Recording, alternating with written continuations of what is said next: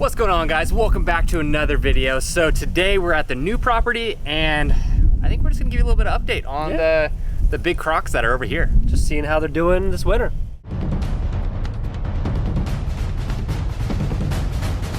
Wait, before the video gets started, guys, big announcement. We are revamping our Patreon, and Kyle, what does that entail? That entails us unveiling an incredibly rare snake today on Patreon only. It's over there. Only to Patreon members. And then this Friday, unveiling incredibly rare crocodiles only on Patreon, guys. Yeah, Patreon exclusive, guys. If you're not on Patreon, you ain't gonna see these crazy animals until the long future. Long future, but also we're gonna be putting a lot more content on Patreon, and we're also coming out with a pretty cool deal about maybe flying some people over here to visit us, as well as some other Croc Fest and fundraisers too. Yes. Experiences that not even the general public will ever be offered here at the sanctuary, only to Patreon members, guys. Yeah, so go over to Patreon now. That whole thing's getting revamped. There's already some content on, especially that rare snake. And then, like you said, Friday, you guys are gonna see the crocodiles that are back there. Let's get into today's video. All right, so first up, it is past the cold snap, so it is time to feed, especially the little guys. So you'll see the 11 baby dog crocodiles in here, and what's awesome is, like, you can really see the stages of their growth, and now they're really moving all around. You know, obviously when they're young little ones, they were much slower, much more clumsy, but they dive a lot more. They're very boisterous to come and eat. It's just cool to see the their evolution of behavior from little tiny hatchlings scared of everything to pretty confident little guys. And there's always a couple stragglers that, you know, take some time to come back in, but how many we got? Look at Mom cruising right underneath them all. Guys, I will be very candid about a story with the babies and the mom.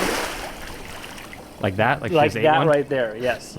The mom was going after fish, and she actually grabbed one of the babies and swam over to the bank. And I mean, there's nothing I can do, you know.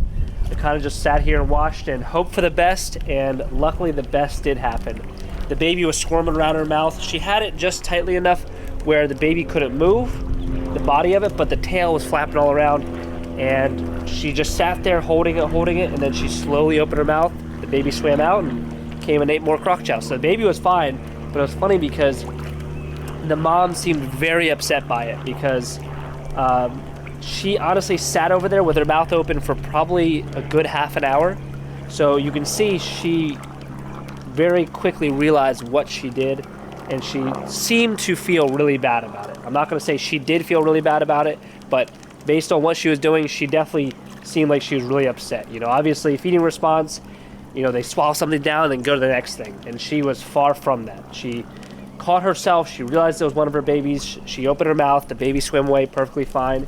And she seemed to take some time to think about what she did. I don't know if we touched base on this too, but the double-edged sword of feeding the baby crocs is also feeding the fish, because the croc chow is small enough for most of these fish to eat. So the problem is the fish population here is absolutely exploding ever since we started feeding croc chow. So hopefully the parents will start taking action with that. They are a little small for them, but some of the fish are big. Yes, but also you got to think is when all these 10 babies get bigger, they're going to start nibbling all these fish as well. So they're definitely too small to gobble up most of them. They're still definitely eating the minnows in here. But once they get a little bit more size, they'll be taking the fish down as well. So unlike the Nile pair with the babies over there, these guys don't hold their weight as well. So especially in the winter, I want to make sure that we get food in them anytime we get this nice, warm, sunny weather. So we got some rats we thawed out, again, just to kind of hold them over the winter until it really heats up and we can start feeding rabbits again. Come on. Come on. Couple out. So we got the male on the left, on our left, and the female, one of the females on the right. Come on. Nice job. No, dude. You get hit in the face and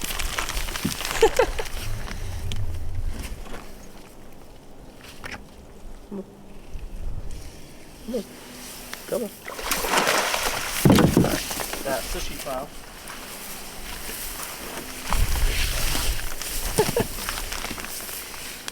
Gosh dang, guys.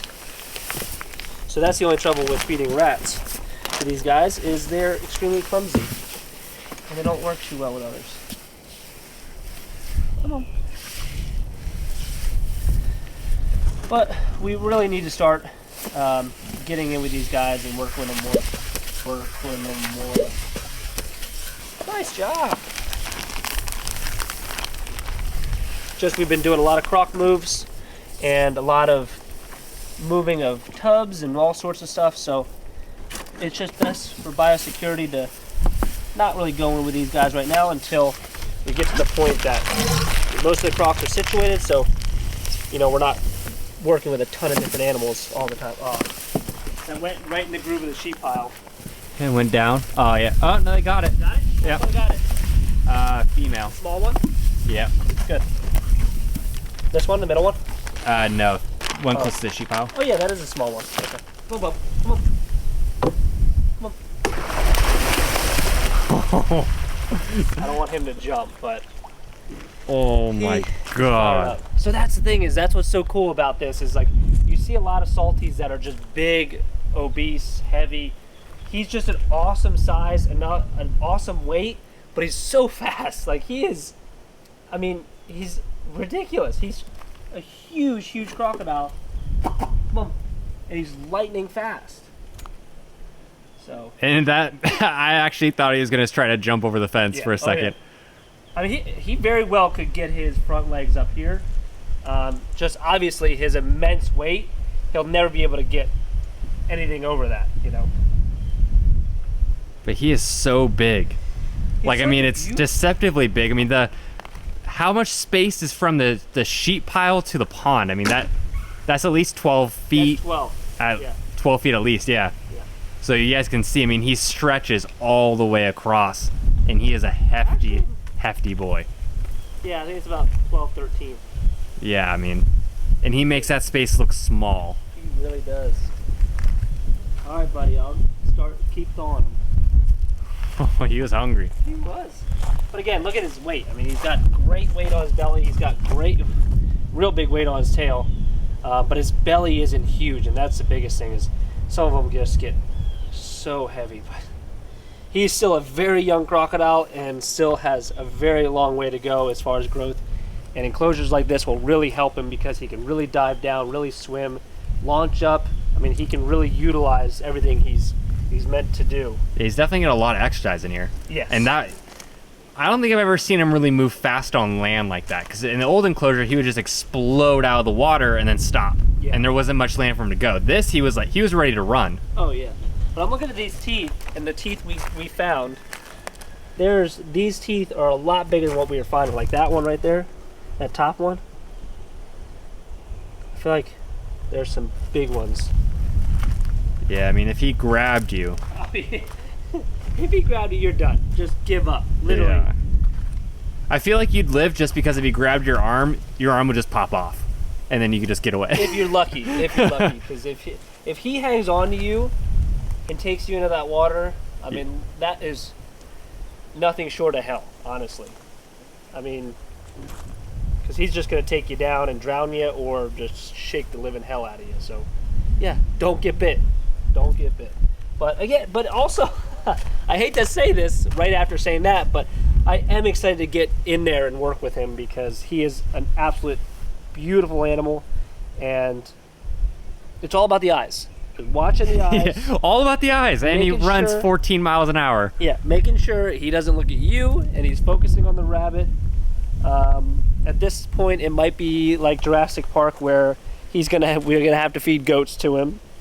So I mean, also I've seen him look at you, and he looks at us. He doesn't look at us like we're a supply of food. He looks like us. We are the supply of food. Yes. Oh, 100%. This crocodile sees people as food.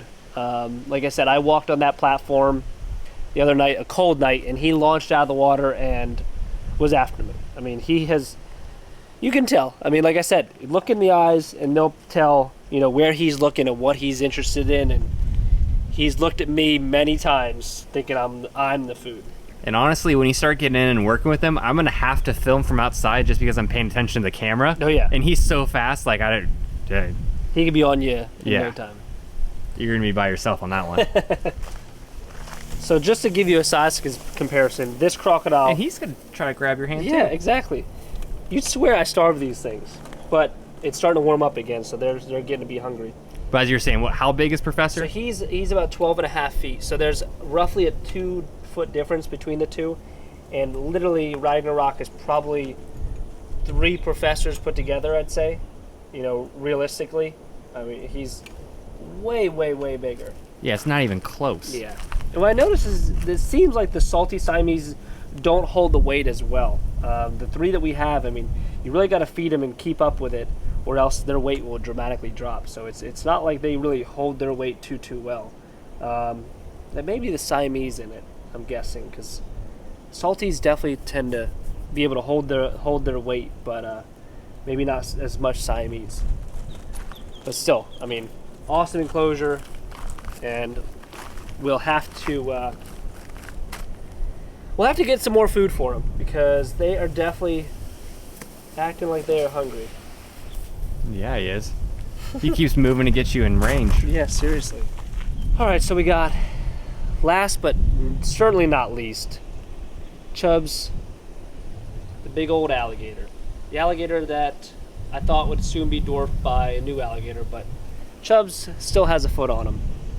The new rescue that we got, and we will definitely be showing that soon. Come on, bud. Come on. He's been hanging out in the water a lot. He's been hanging out in the shallow section, it seems like.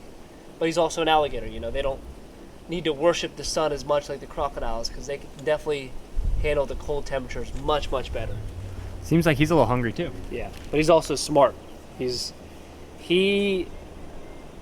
No, I've had the Niles the longest, but I've had him longer than Professor. I've had him longer than Ragnarok, so he's on to our games. We've definitely played a lot of games with him about getting him out and not having food, so he understands the game, and he understands he didn't hear Ragnarok or Professor eating, so he'll come over, see if we have something, but he's not all that too interested. All right, guys, well, now that we assess the big crocodiles and realize they do, They need some more food. Yeah, They're they hungry. do in fact need more food. They are ready for the summer to start and is warming up, so it's time to pull some rabbits and get ready for feeding. Yeah, if you liked today's video, guys, make sure to like, comment, subscribe, and we'll see you on the next one. See you guys.